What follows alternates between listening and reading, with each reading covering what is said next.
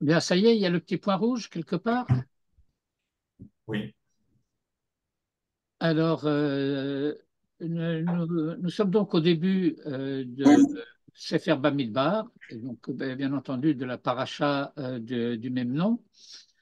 Et euh, Sefer Bamidbar est aussi appelé Sefer Aderer. En fait, le thème principal du livre de Bamidbar, c'est la marche vers Eretz Israël, avec toutes les vicissitudes que cela implique. Et vous connaissez déjà cette formule qui est devenue quasiment proverbiale dans la tradition talmudique, Kol hadrachim becheskat sakana. Les chemins sont réputés dangereux. Et c'est la raison pour laquelle, d'ailleurs, nous avons une prière spéciale qui est Tfilat Haderech, parce que euh, dès le moment où on sort du Yishuv, et aujourd'hui, il y a un certain nombre de questions, de discussions de la halakha qui se posent pour savoir quand est-ce qu'on sort du Yishuv. Euh, le Rav Ovadia Yosef considérait pratiquement qu'on est sorti du Yishuv dès qu'on est monté en voiture. Ah, c'est intéressant. Vous voyez, bon, euh, Le Rav Shouch disait qu'on devait faire la bracha quand on arrivait à une espèce d'hôtel des soldats dans la Tania. Mais maintenant, ça a changé parce qu'ils ont construit. Avant, il n'y avait pas de construction. oui. Bon, en principe, quand on a dépassé les dernières maisons de la ville, eh ben, on considère qu'on est en chemin et donc à ce moment-là, on fait la Taderer. Mais aujourd'hui, quand vous êtes par exemple sur une autoroute, euh, bon, ben, il est très rare qu'il n'y ait plus de maisons du tout autour où que ce soit. Et donc, on peut considérer que dès le moment où on a pris la route, euh, et une route soit euh, euh, une route nationale de communication interurbaine ou une voie rapide, on est déjà derrière et on peut faire Tfilat Haderech. Et en principe, si on a l'intention de faire un aller-retour, alors on rajoute le Tarzirenu ou le Shalom dans Tfilat Haderech. On ne fait pas Tfilat Haderech sur les deux trajets, pour, puisqu'on a prévu celui du retour au moment de l'aller. Mais donc, Rav, puisqu'on parle de ça, juste une seconde, on parle que d'un voyage qui doit durer 72 minutes au moins. oui, alors tout cela, c'est théorique. Euh, et je dis tout cela, c'est théorique parce que euh, c'est, ça, comment dire, euh, c'est calculé, si je puis dire, calculé sur la base d'une moyenne des distances interurbaines.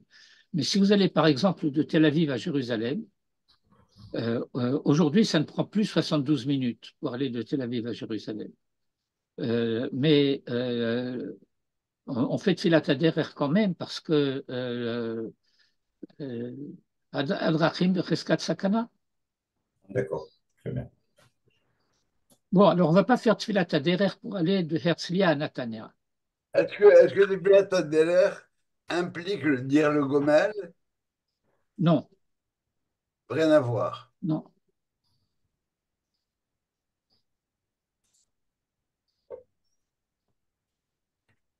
Le Gomel, c'est lorsqu'on a effectivement été en danger. Euh, Rescat sakana d'un derrière, ça veut dire qu'il y a un risque, mais ça ne veut pas dire qu'on était effectivement dans une situation de danger.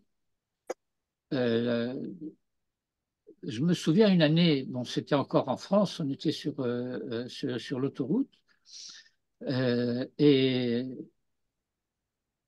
bon, c'est une époque où il y avait les anciens pneus. Vous vous rappelez des anciens pneus où il y avait cette chape en caoutchouc. Bon, donc j'ai un pneu qui a déchappé. Toute partie de l'enveloppe caoutchouc du pneu s'est détachée.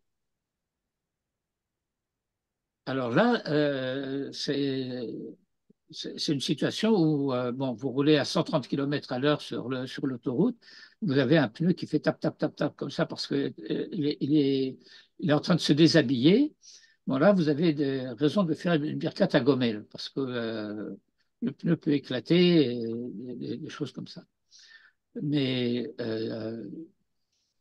non, autrement, c'est si on a fait une traversée du désert, une traversée en bateau, quand on a pris l'avion aussi. Quand on a été hospitalisé et qu'on est sorti de l'hôpital, ça ce sont des situations où on fait Birkat Gomel. Tu irais demain à Haïfa, tu ferais l'aller-retour, tu n'iras pas le Gomel. Non, Ok. non, il n'y a pas de raison.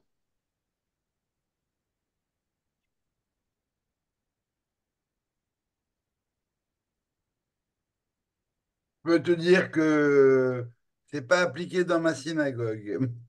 Comment? Ce n'est pas appliqué dans ma synagogue. C'est-à-dire, Le rabbin, dès que tu as fait une certaine distance, tu tu dois dire le Gomel. Parce que justement, Kol Drachim Becheskat Sakana. bon, mais moi je suis désolé, là la est très claire, Arbat Tzrichim Levarer. Et les Arba en question, ce n'est pas quelqu'un qui a fait un voyage en voiture pour aller de Montréal à Toronto. Mais ok, parfait. Euh, un prisonnier libéré, un malade guéri, sorti de l'hôpital, quelqu'un qui a traversé le désert, tu as été dans une caravane avec des chameaux et vous avez traversé le désert, ou tu as fait un voyage en mer.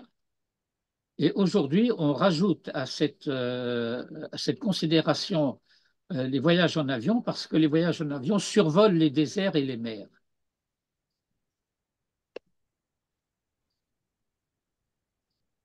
Voilà. Ok. On ajoute à cela des gens qui ont échappé à une situation effective de danger. Par exemple, l'année de notre Aliyah, en 1982, nous étions rue des Rosiers au moment de l'attentat de la rue des Rosiers avec ma femme et mon fils. Nous étions là-bas en plein pendant l'attentat. Alors là, on a des raisons de faire Birkat Gomel. Un accident de voiture, Un accident, tu dis? oui. Oui, oui, Tu oui, échappes à un accident de voiture, là tu dis le Gomel. oui, bien sûr. Ok.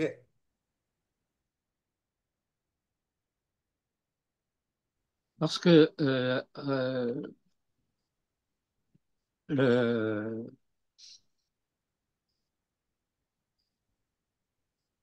le fait que Kol Hadrachim Becheskat Sakana, c'est la raison pour laquelle on fait la Tfilat Aderer. Et on sait qu'il y a un risque, ça veut dire qu'il y a des précautions à prendre. Mais ça ne veut pas dire qu'il y ait. Bon, il faut nuancer. Je le formulerai d'une manière peut-être un peu exagérée. Un risque ne signifie pas nécessairement un danger réel. un danger potentiel n'est pas nécessairement un danger réel. Euh, mais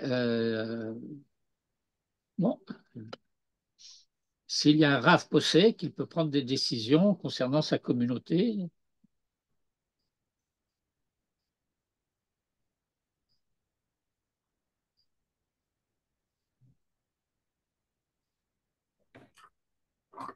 des soldats qui reviennent d'opération,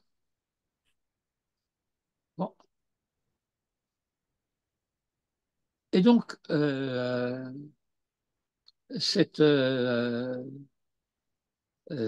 livre de Bamidbar qui va raconter toutes sortes de problèmes qui vont accompagner Israël pendant sa marche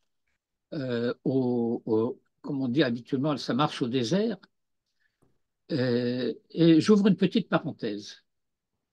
Euh, Parfois, on trouve sous la plume de certains auteurs, même parfois en hébreu et dans des textes, même parfois de rabbins contemporains, euh, on, on trouve, quand c'est en français, le terme de errance ou en hébreu quelque chose d'équivalent. Alors, c'est totalement faux. Les Hébreux n'ont pas erré pendant 40 ans dans le désert, Bien sûr. étant donné qu'ils étaient dirigés et conduits par la nuée et la colonne de feu. Et ils se déplaçaient et ils campaient sous les instructions de la Providence en permanence. Et donc ce n'était absolument pas une errance, c'était une marche. Et on est habitué à apprendre que cette marche est une progression. Chaque étape nécessaire rapproche du but. Et peu importe la direction dans laquelle on a marché, on a pu avoir le sentiment qu'on marchait en sens inverse, qu'on s'éloignait de la frontière d'Eretz Israël, que la frontière était au nord et on partait vers le sud, et donc on pouvait penser qu'on s'éloignait.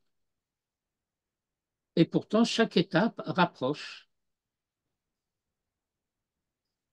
Parce qu'à chaque étape, il fallait aller, si je puis dire, euh, en quelque sorte, et je parle d'une manière allusive, bien entendu, ramasser quelque chose qu'il fallait ramener avec soi et qui était resté en route. Et on n'avait pas le moyen, la fois précédente, de le récupérer. Maintenant, on avait la possibilité de le récupérer, alors il faut y aller. Jusqu'au moment où on va arriver à rentrer en Eretz Israël. Et c'est la raison pour laquelle on dénombre habituellement 42 étapes et on connaît dans la Kabbalah un nom divin dit un nom de 42 lettres. Shem Membet. Et donc, le livre va commencer par un dénombrement. Nous allons étudier tout à l'heure dans le Shem Mishmoel ce thème du dénombrement est une des significations, en tout cas importantes, de la raison d'être des dénombrements.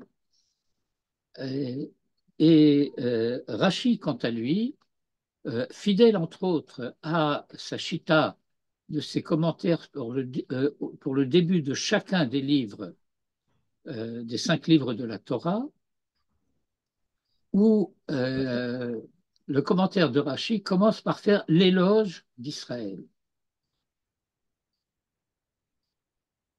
Par exemple, dans son commentaire sur Bereshit, il va dire Bishvil Israël, shenikru Reshit, Bishvil la Torah, shenikret Reshit, bara Elokim et Hashamayim ve'et haaretz. Et puis, au début de Sefer Shemot, il va parler également du mérite des tribus d'Israël, c'est-à-dire des fils de Jacob, au-delà du mérite des 70 membres de la famille de Jacob. Et puis au début du livre de Vaïkra, il va dire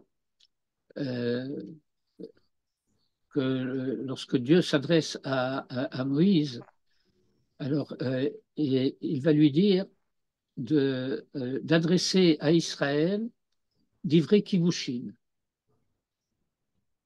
On a beaucoup de mal à traduire Kivushin en français. Et souvent, il y a un contresens qui est fait sur le sens de ce terme, même en hébreu.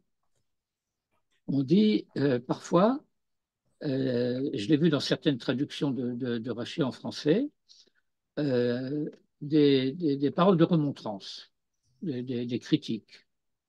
Mais c'est le contraire. Des vrais kivushin, je ne veux pas dire que ce sont des paroles de consolation, mais ça veut dire des paroles qui rapprochent. Euh, en quoi cela, de quoi s'agit-il? C'est que, étant donné que lorsque le texte dit que Dieu s'adresse à Moïse et cette parole de Dieu adressée à Moïse est exclusive, et on décrit euh, au moins deux fois dans le commentaire de Rachi et dans les Midrashim, cela est décrit, lorsqu'on dit que Dieu a parlé avec Moïse du Ohel Moed, et qu'on dit, eh bien, la voix arrive jusqu'à la porte de Ohel Moed, elle ne sort pas à l'extérieur. Pourquoi? Parce que c'est une parole qui est adressée à Moïse et à personne d'autre. Et donc Israël pourrait se croire exclu de cette parole. Alors Dieu dit à Moïse, va dire à Israël que je ne te parle que pour eux. C'est ça d'Ivrei Kibushim. Vous comprenez ce que ça veut dire? Je n'entends pas bien le nom. Dibré quoi? Kivushin. Kivouche. Oui, comme kibush. Comme kibush qui veut dire conquête. Ok, merci. Et alors, le raisonnement du Midrash est le suivant. Eh bien, tu vas leur dire que depuis la faute des explorateurs jusqu'à la mort du dernier survivant de cette génération, euh, Dieu ne m'a pas parlé. Dieu n'avait rien à me dire à moi, Moïse, parce qu'il n'avait rien à dire à Israël. Et donc, s'il me parle, c'est en votre faveur. C'est clair?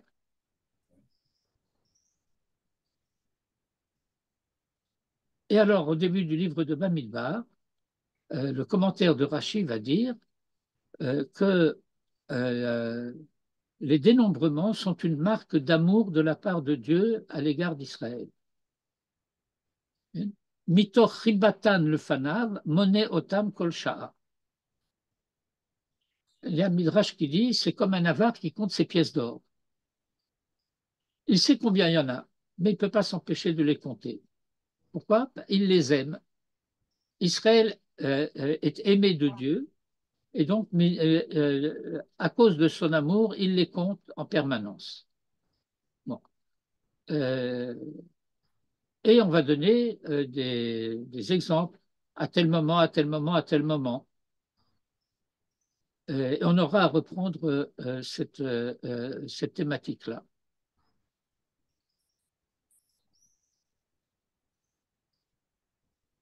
Mais euh, je voudrais, bon, je n'ai pas lu les versets, je ne les ai pas traduits, mais enfin, vous les connaissez, vous les comprenez de vous-même.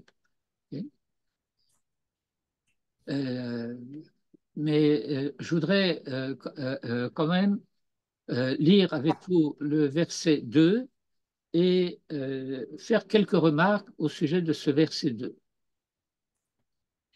Seu et rosh kol adat bene Yisraël, le mishpachotam levet avotam, bemispar shemot, kol zachar, le gulgolotam.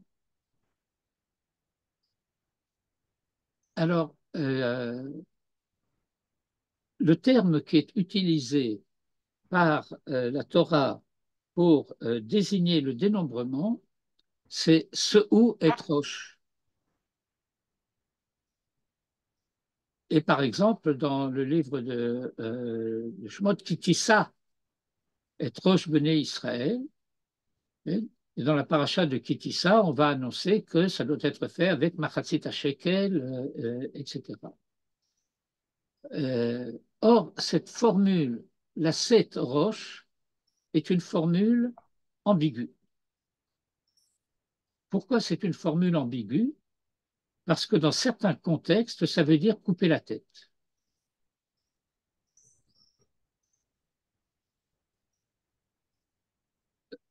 Vous vous rappelez des rêves des ministres de Pharaon qui étaient dans la prison avec Joseph? Rassurez-moi, Oui, vous vous rappelez que Joseph était en prison? oui, oui, Et effectivement. vous vous rappelez qu'il était en prison avec celui qu'on appelle en français le grand échanson et le grand panetier. Et deux ministres de Pharaon qui avaient déplu à Pharaon et, et à ce moment-là,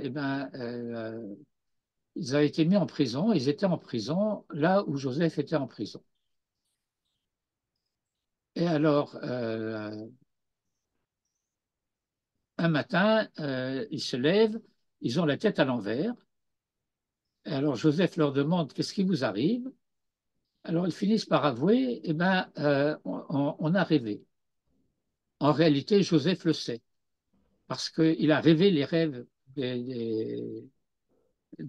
comment il s'appelle, des ministres en question.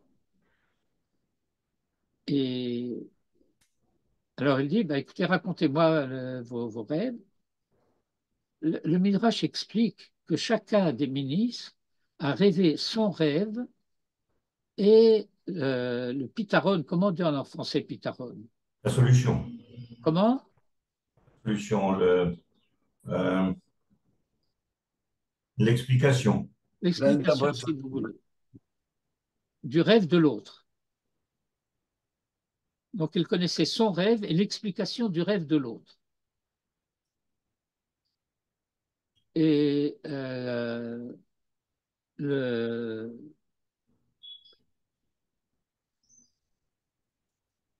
donc, lorsque le grand échanson raconte son rêve et le grand panetier entend euh,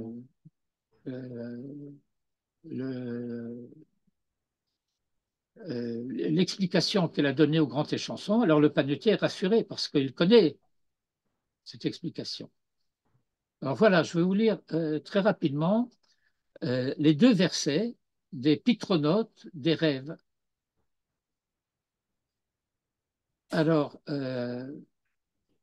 voilà ce qu'il dit au grand échanson.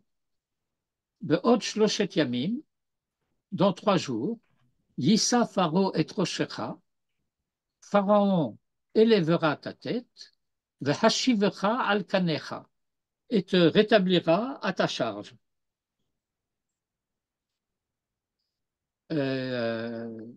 Et au verset 16, Vayar sar haofim kitov patar. Et le grand panetier a constaté, il a vu, qu'il avait bien expliqué, puisqu'il connaissait l'explication du rêve du grand échanson. Et alors, il veut savoir ce qu'il en est de lui-même. Afani bachalomi vehine, etc. Et verset 18, Vayan Yosef Vayomer, Zepitrono. Et au verset 19, Be'ot shloshet yamim, Yissa far'o et roshcha meralecha. dans encore 3 jours, Pharaon élèvera ta tête de sur toi, Vetala otra al etz, et il te pendra à la potence. Et donc, vous avez le même terme, Yissa paro et rochecha. Dans un cas, ça veut dire tu es rétabli à ta charge, et dans un autre cas, ça veut dire exécution, mise à mort. Et par conséquent, on a à être inquiet lorsque le verset dit ce où est roche koladat bene Israël, qu'est-ce que ça veut dire?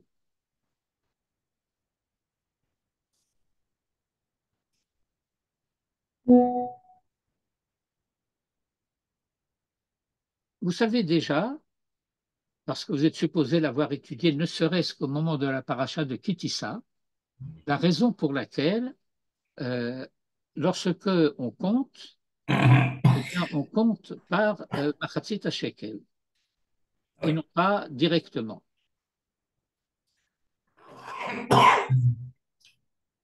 Et d'ailleurs, du point de vue des minhagim importants, des minhagim de Bet Knesset importants, lorsqu'on compte à la Bet Knesset pour savoir si on a minyan, on va pas compter, on n'a pas le droit de compter 1, 2, 3, 4, 5.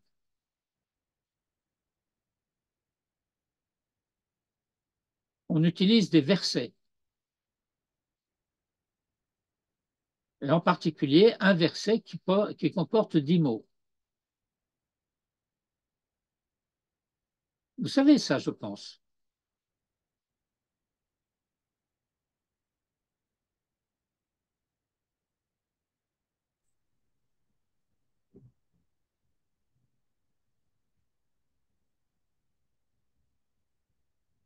Est-ce que vous connaissez l'expression traditionnelle Ha'olam Chaser?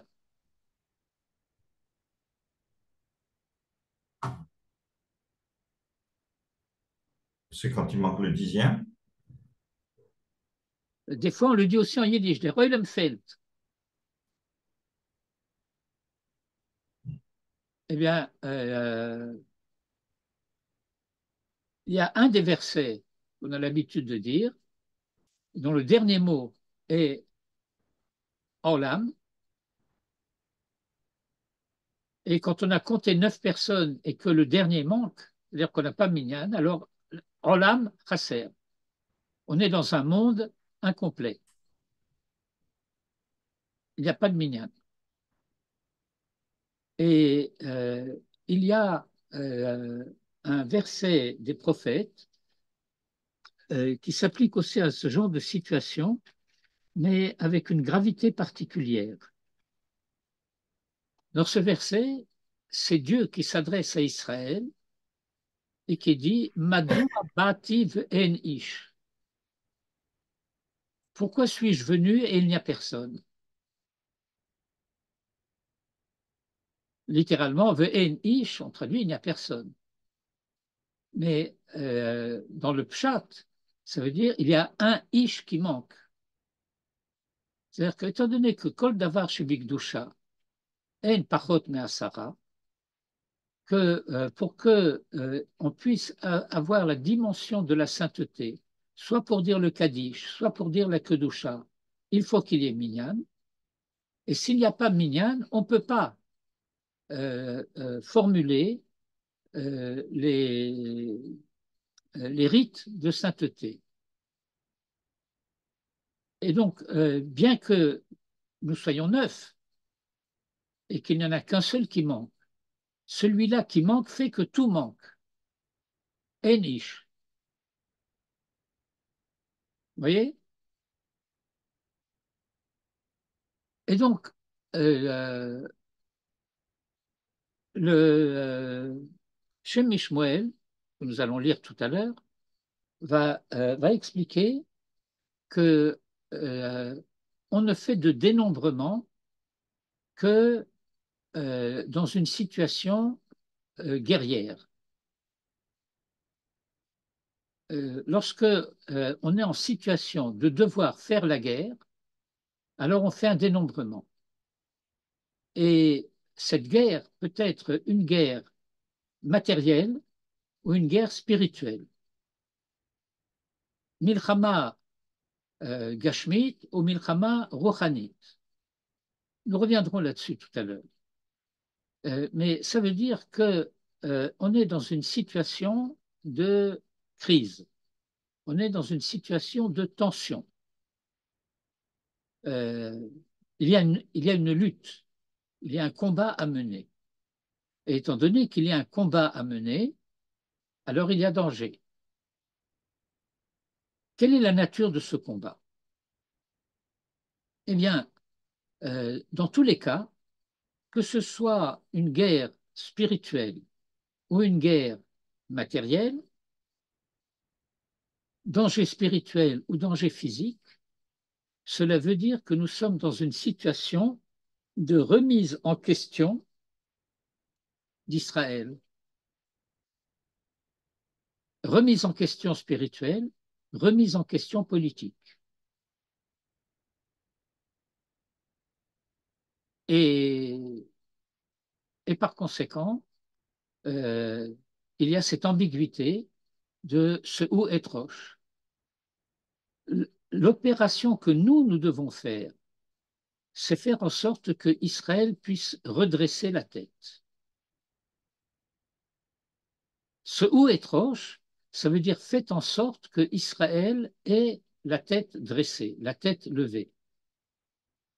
Parce que si ce n'est pas ce que vous faites, si ce n'est pas à cela que vous êtes occupé, alors le risque, c'est que d'autres s'occupent de faire cela, mais dans le sens Khalila négatif.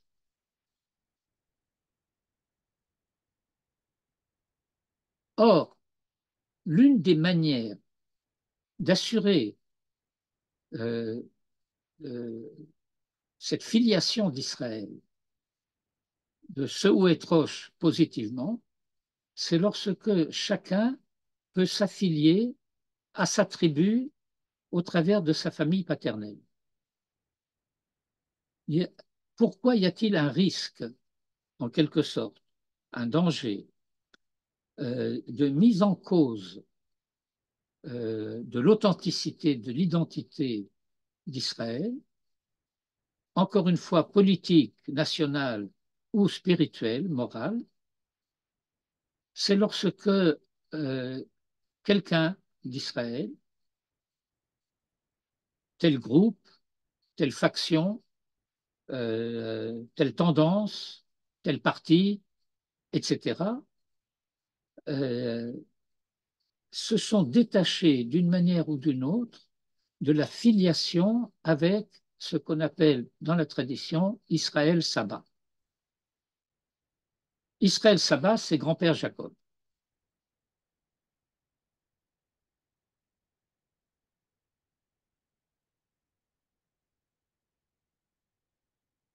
Il ne s'agit pas ici d'une question de savoir si quelqu'un est Shomer Torah ou Mitzvot. C'est un paramètre qui n'est pas totalement neutre. Mais malheureusement, on peut être Shomer Torah ou Mitzvot tout en étant détaché de son peuple. C'était par exemple le cas des Sadducéens. Les Tzdukim, on l'oublie parfois, ou on l'ignore parfois, étaient des gens particulièrement religieux, croyants, et très pointilleux sur les mitzvot qu'ils observaient.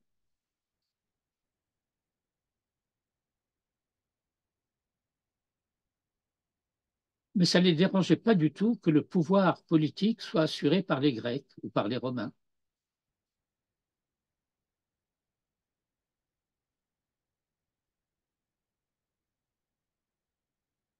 Vous vous souvenez de cette formule que l'on étudie en particulier à Hanouka, que les Grecs imposaient à Israël, Kitvu al keren ashor she'en lachem chelek be'elokei Israël.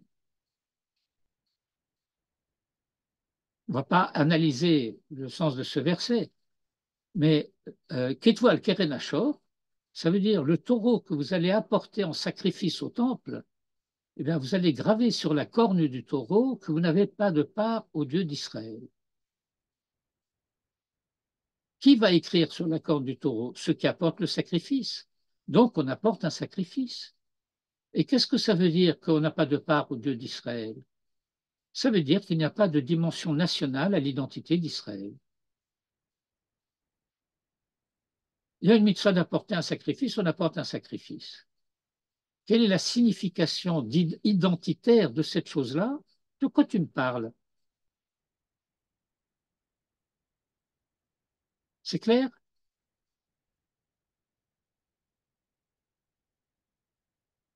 Si vous ne réagissez pas, je ne sais pas si c'est clair.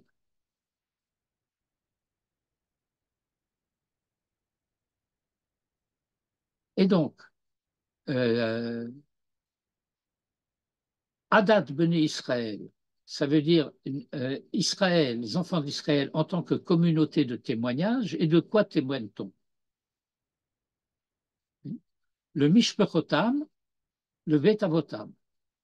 C'est-à-dire que ça veut dire la manière dont on se relie à chacune des tribus d'Israël au travers de l'une des maisons paternelles.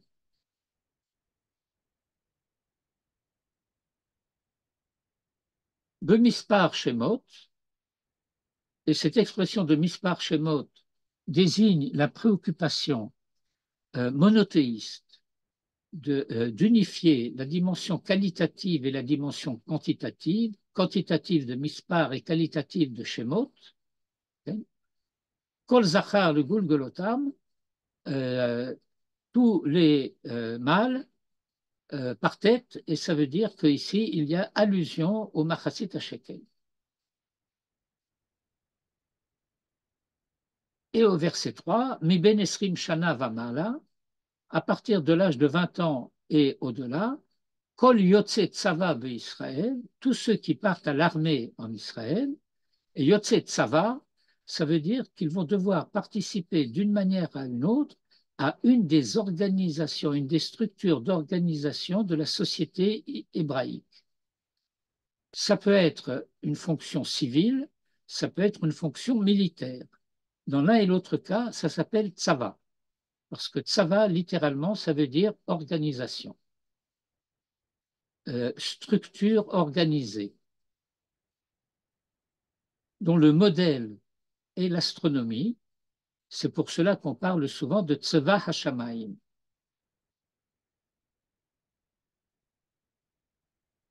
Et enfin, tifkedu otam le tzivotam,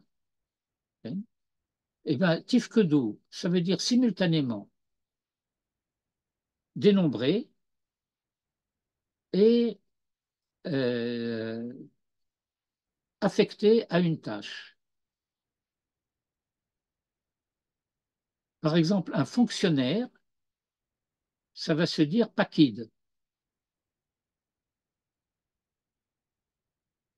Et en hébreu courant, ça va désigner un employé. Mais un employé, il a une fonction, il a une tâche, il a une responsabilité, quelque chose qu'il doit faire.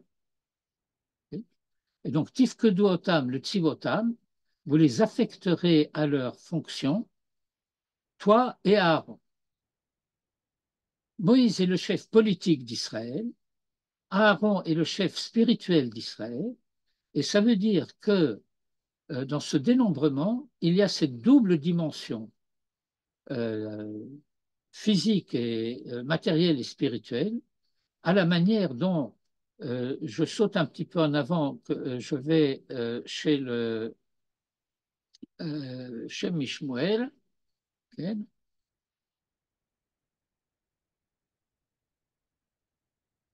et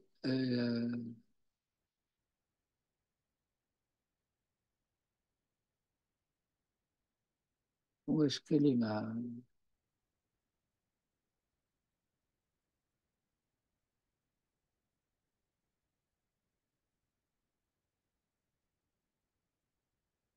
Voilà.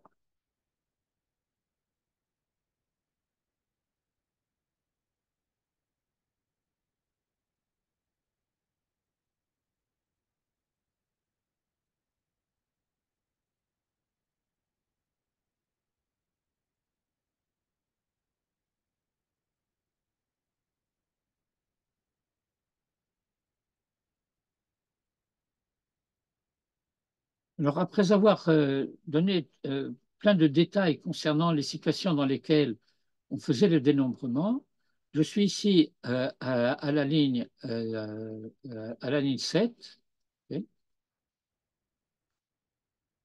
וקודם כניסתן לארץ במלחמת מלכי כנען, ואחר כך, קודם כל מלחמה, הוצרכו למניין, כמו שמבואר בכתובים. Avant chaque guerre, il a fallu faire un dénombrement, comme nous le voyons dans les Écritures. Et ici, à la ligne 1 de notre passage, Vekacher nistakel biktuvim.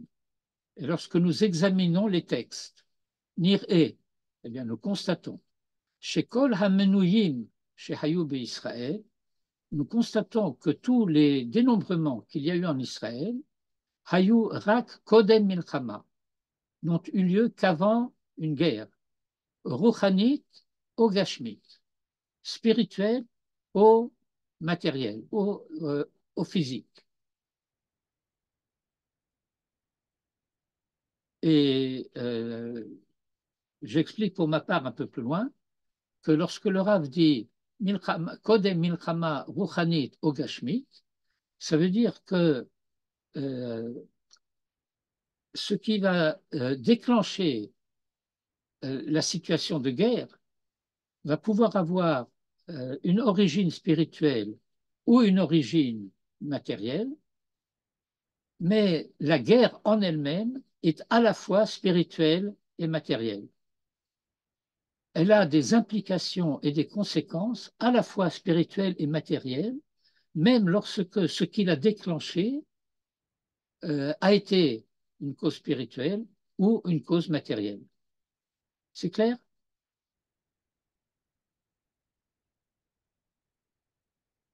Vous ne me dites pas que c'est clair, j'en conclus que c'est clair. Alors, je vais maintenant vous inviter à lire le commentaire du Rashbam. Le Rashbam, c'est le petit-fils de Rashi. Le petit-fils de Rashi qui a un commentaire de la Torah ultra pshat.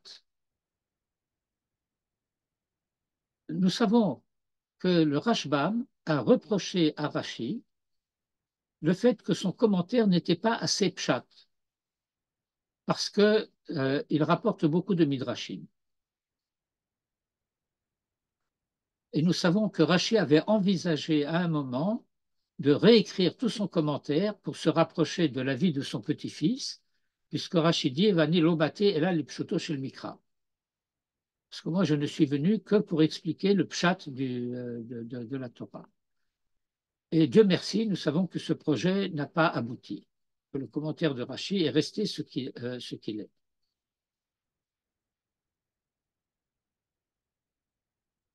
Et alors, le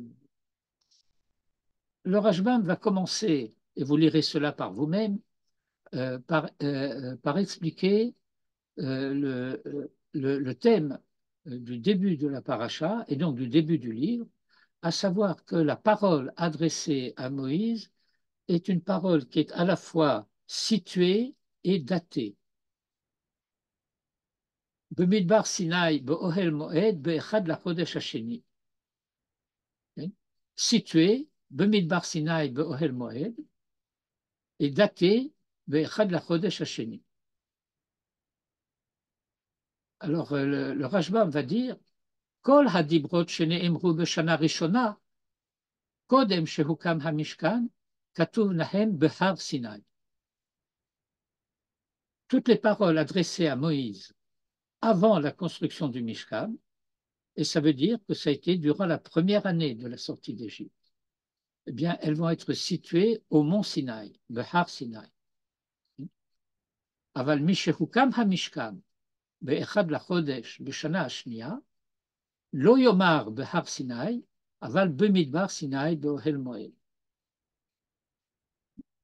Autrement dit, à partir du moment où le Mishkan non seulement a été construit mais aussi est entré en fonction, même lorsqu'on est encore topographiquement au mont Sinaï, on est déjà historiquement dans le désert du Sinaï.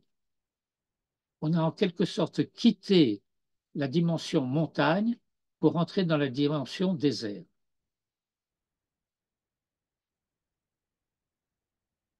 Bien que nous soyons encore au pied de la montagne. Est-ce que c'est clair? Et ça veut dire que ce qui est visé ici, ce n'est pas seulement la précision géographique, mais la signification de cette précision géographique. Lorsqu'on est au mont Sinaï, on est statique. Lorsqu'on est dans le désert du Sinaï, on est en marche. Et on est en marche dès le moment où on se prépare à se mettre en marche.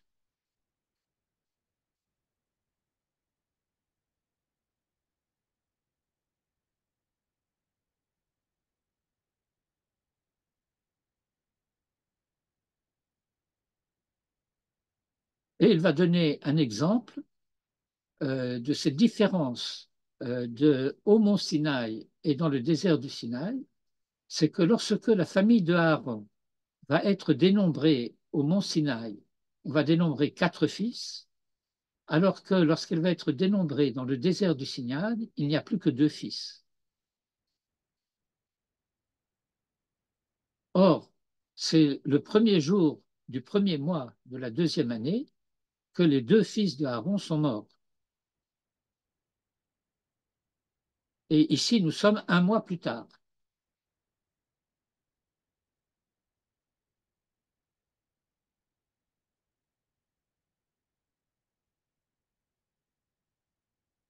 Et je viens au verset 2. Ce ou etrosh koladat, etc. Et voilà le commentaire du Rashbam. Et je vous rappelle, le commentaire du Rashbam, c'est un commentaire pshat. Qu'est-ce que ça veut dire un commentaire pshat?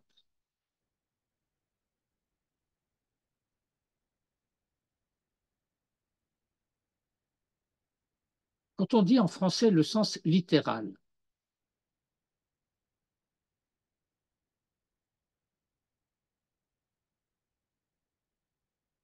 ça veut dire qu'il ne s'agit pas d'une élaboration du texte. Il ne s'agit pas, dans un commentaire pshat, de déduire du texte quelque chose qui est impliqué mais qui n'est pas dit. Le commentaire pshat va consister à mettre en évidence le sens immédiat de ce qui est dit. Mais alors va se poser la question suivante. Vous êtes avec moi là? Va se poser la question suivante. Si c'est l'évidence de ce que le texte dit, alors le texte l'a dit, qu'est-ce qu'il y a à expliquer?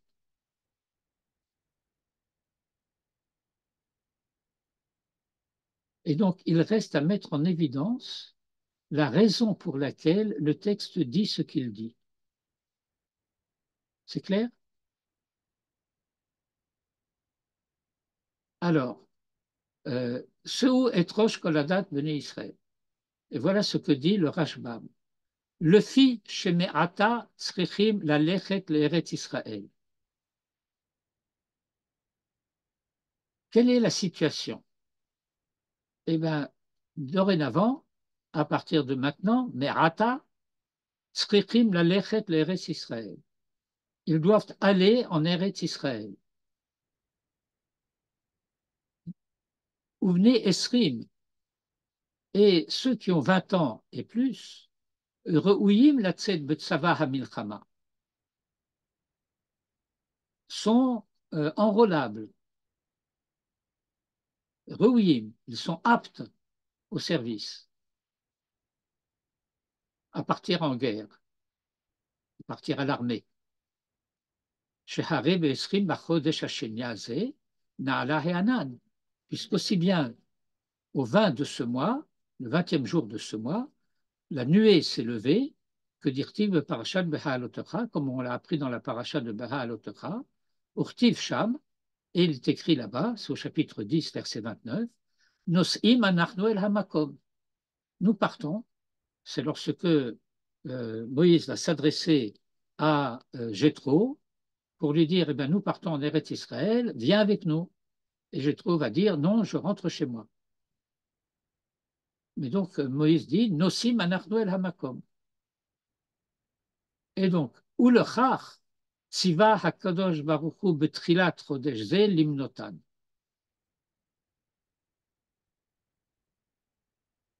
Pourquoi Dieu a donné l'ordre de compter, de dénombrer Israël maintenant? Eh bien, c'est parce que, étant donné qu'on va devoir se mettre en route pour aller en Eretz Israël, et se mettre en route pour aller en Eretz Israël, ça veut dire se préparer à la conquête du pays. Et se préparer à la conquête du pays, ça veut dire l'armée, l'éventualité de la guerre. Et que ceux qui vont faire la guerre, eh bien, ce sont ceux qui vont avoir 20 ans et plus. Et la raison, par conséquent, maintenant, il faut savoir sur qui on va pouvoir compter. Et voyez donc que la signification du compte, c'est aussi ça. Sur qui peut-on compter? Avec qui peut-on compter?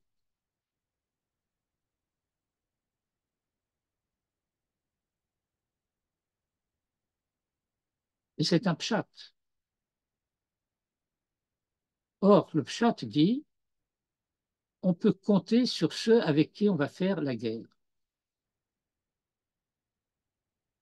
Ceux qui vont participer à nos côtés aux combats qui vont être nécessaires.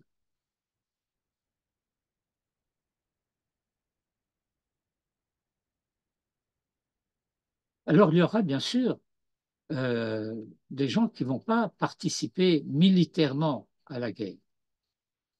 Ça ne veut pas dire qu'ils ne participent pas au combat. Chacun participe au combat à sa manière, à condition de le déclarer, à condition de ne pas prétendre refuser ce qu'on appelle en hébreu contemporain le guious.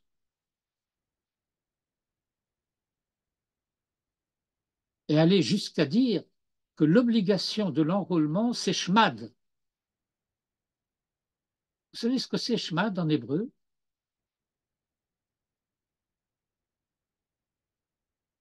Vous savez ce que c'est Xerat Shmad?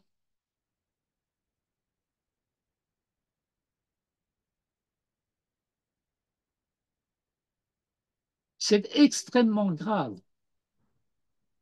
ceux qui, ceux qui affirment des choses de ce genre. Oui, tu voulais dire quelque chose. Ah, je croyais que Jean voulait dire quelque chose.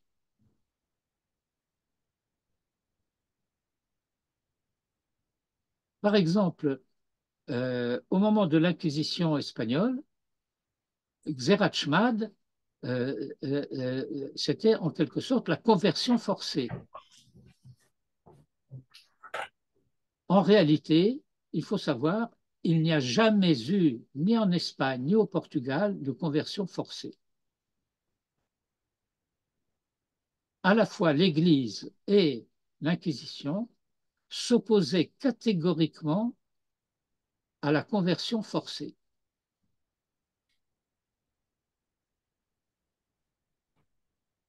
Alors pourquoi les Juifs parlent-ils de conversion forcée? Ça n'a jamais eu lieu.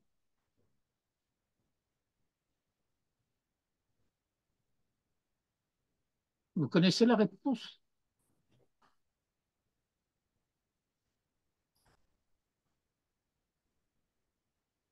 Eh bien parce que si vous vouliez rester en Espagne ou au Portugal, vous deviez vous convertir.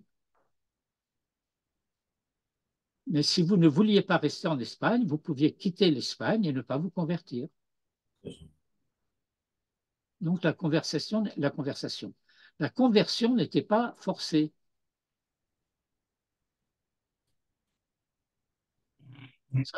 Ça, c'est un premier point. Le deuxième point qu'il faut savoir, c'est que les Juifs n'ont jamais été poursuivis par l'Inquisition. L'Inquisition ne s'occupait que des chrétiens. Par exemple, l'Inquisition poursuivait les hérétiques. Il y avait depuis le XIIIe siècle, XIIIe, XIVe siècle surtout, toutes sortes de mouvances hérétiques qui se sont répandues, en particulier dans le nord de l'Italie, le nord de l'Espagne, le sud de la France, en Provence, euh, comme les pastoraux ou enfin bref, peu importe. Des ordres mendiants, enfin toutes sortes de mouvances chrétiennes, mais considérées comme hérétiques par Rome. Cela a été poursuivi par l'Inquisition. Et ceux qui s'étaient convertis au christianisme pour rester en Espagne ou au Portugal et qui étaient soupçonnés, comme on disait, de judaïser, c'est-à-dire d'être relapses, d'avoir continué en secret à pratiquer des rites juifs, c'est en tant que chrétiens qu'ils étaient poursuivis par l'Inquisition et pas en tant que juifs.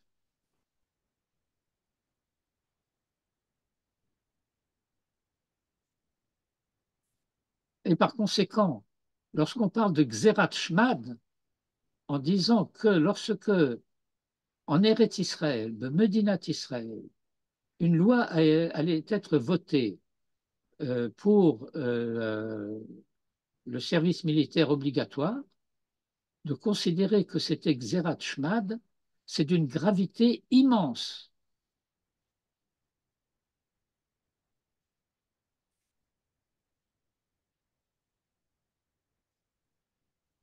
Parce que ça veut dire qu'il s'agit de gens qui se seraient élevés contre Moïse lorsque Moïse a décrété il va falloir faire la guerre. C'est des gens qui contestent le Mishneh Torah de Maïmonide. La dernière partie du Mishneh Torah de Maïmonide, qui s'appelle Ilchot Melachim ou Milchamotehem. Parce que la fonction principale des rois, c'est de faire la guerre. Ilchot Melachim ou Milchamotehem. Et Maïmonide, dans des textes d'une clarté aveuglante, va expliquer l'obligation de celui qui part à la guerre d'avoir à consacrer toutes ses pensées et toutes ses énergies à la seule question militaire. Il ne doit plus penser à ses études, il ne doit plus penser à sa famille, à sa femme et à ses enfants. Il doit se consacrer toutes ses pensées à l'effort de guerre. En sachant aussi que ses camarades comptent sur lui et qu'il doit pouvoir compter sur eux et eux doivent pouvoir compter sur lui sans réserve. Alors tu me dis, toi, que lorsqu'on va te contraindre à cela, c'est Xerat Shmad. Je ne sais pas d'où ils sont sortis ces rabbins-là. Et ils se prétendent sfarades.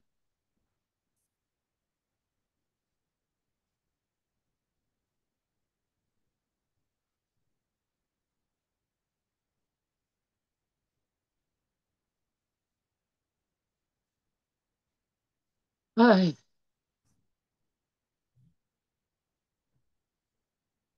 Bon, ben voilà, moi j'ai dit l'essentiel de ce que j'avais sur le cœur.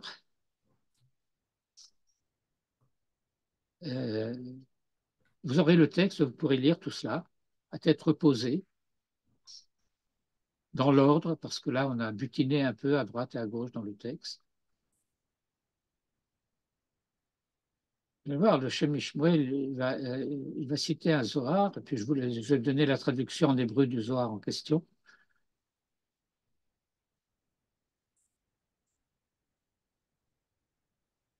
Alors, je vais lever un voile de quelque chose. Vous avez ici un commentaire qui est intitulé Yad Yekutiel. Alors, Yad Yekutiel, c'est un commentaire que vous ne trouverez pas en librairie parce qu'il n'a pas encore été publié. Euh, et ce sont des passages que je vous livre euh, un peu au goutte à goutte. Euh, et, et dont je suis l'auteur. Voilà. Tov. Alors, comme on est encore un tout petit peu Yom Yerushalayim, alors Chag Sameach, Rav, j'ai une question, si c'est possible. bien sûr.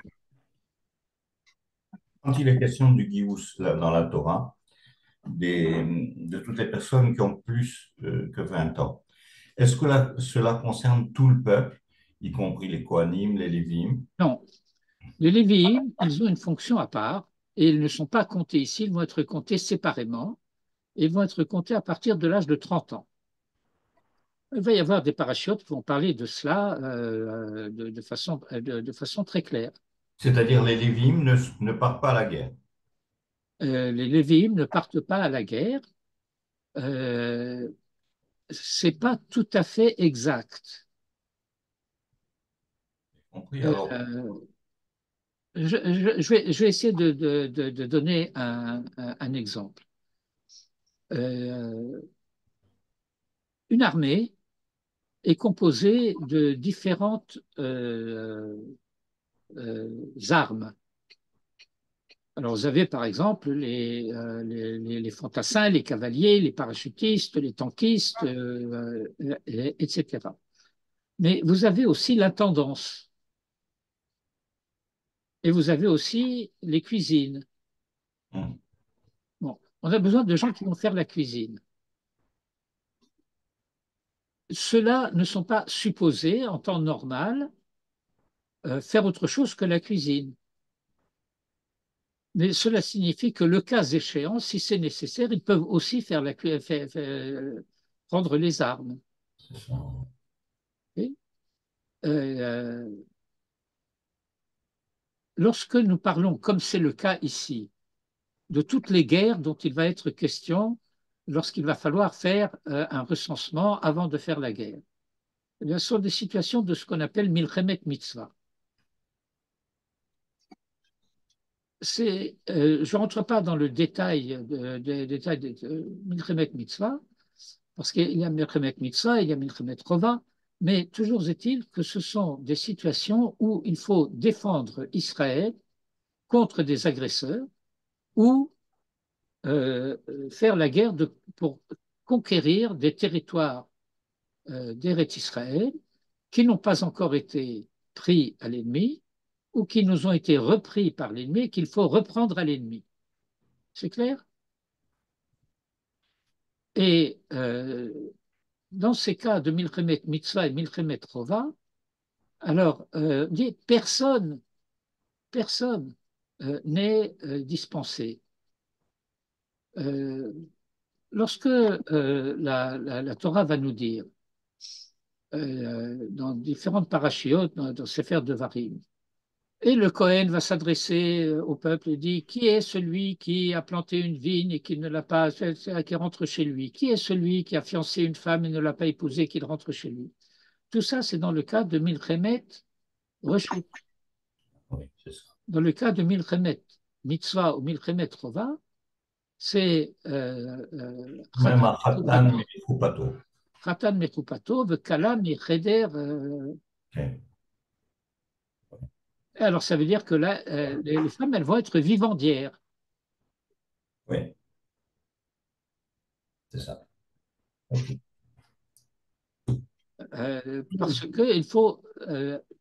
Parce que ça concerne tout le monde. Pourquoi ça concerne tout le monde? C'est parce que ça concerne l'identité nationale d'Israël, l'identité d'Israël en tant que peuple de Dieu.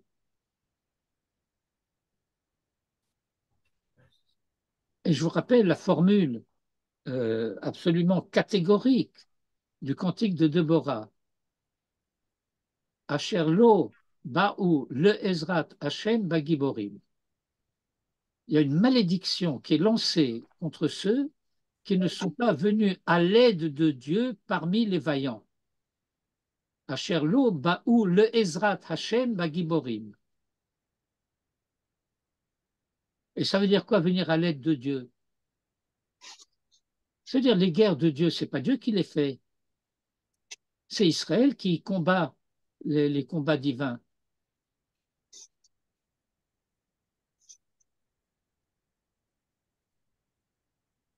Milchamot Hashem.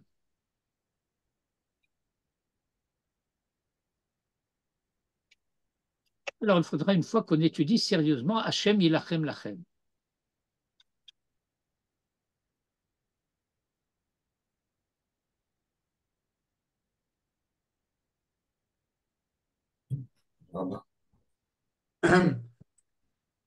Sur un... Tu as terminé ou bien Oui, moi j'ai terminé. euh, on a, on approche de Ruth et de Shavuot. Qu'est-ce que c'est le sens du fait d'enlever la chaussure comme telle pour la halitza? Ah,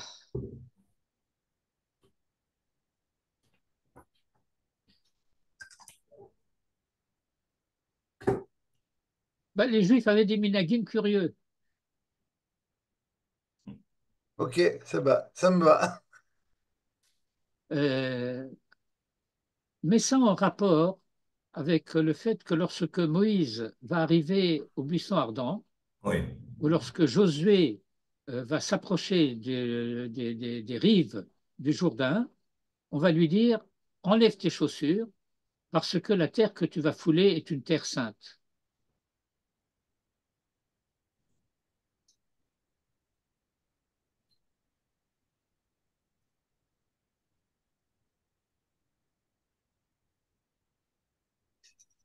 Même Josué, Oui, en oui. rentrant en Israël. Bah, relisez le premier chapitre là-bas de Josué lorsque il rencontre quelqu'un que Ravo Sheloufa Beyado et qui lui demande est-ce que tu es à nous ou à nos ennemis et qui lui dit non, je suis le Sartseva Hashem. Oui, c'est vrai.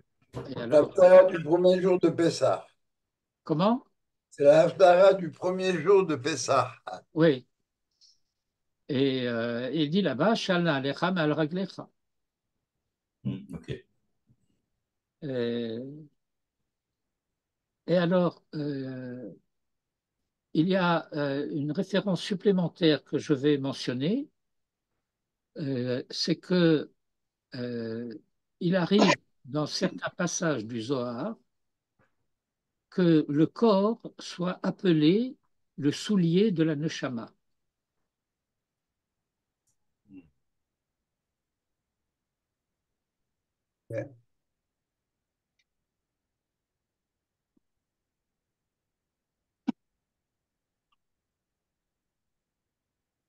Comment dire, c'est la parole d'honneur, quoi. Comment? C'est la parole d'honneur. Euh, C'est si on veut. ce qui est dit dans la Megillah de la fin. C'est ce que le minhag en Israël, c'est de si je veux m'engager à ce moment-là, j'enlève ma chaussure. Oui, il dit, et tel était le minag d'antan en Israël, que Non, mais si le corps, c'est les chaussures de la Neshama, ça veut dire que ce que je vais dire m'engage au point de vue de la Neshama. C'est bien sûr. ma parole, c'est ma parole d'honneur.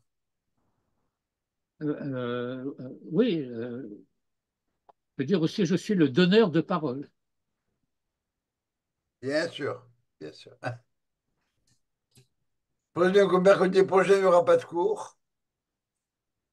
Eh bien, ça sera vaguement Shavuot. Oui. Ah oui, c'est vrai.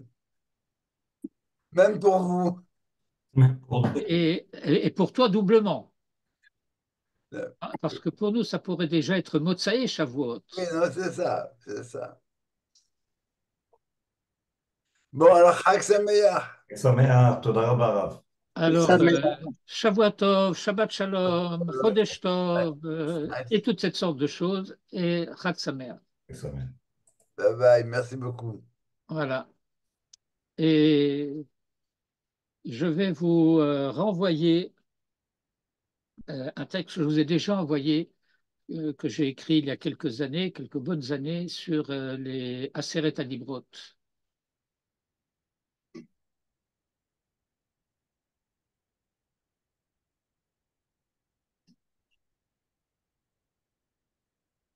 Dédé, bonsoir. Bonsoir.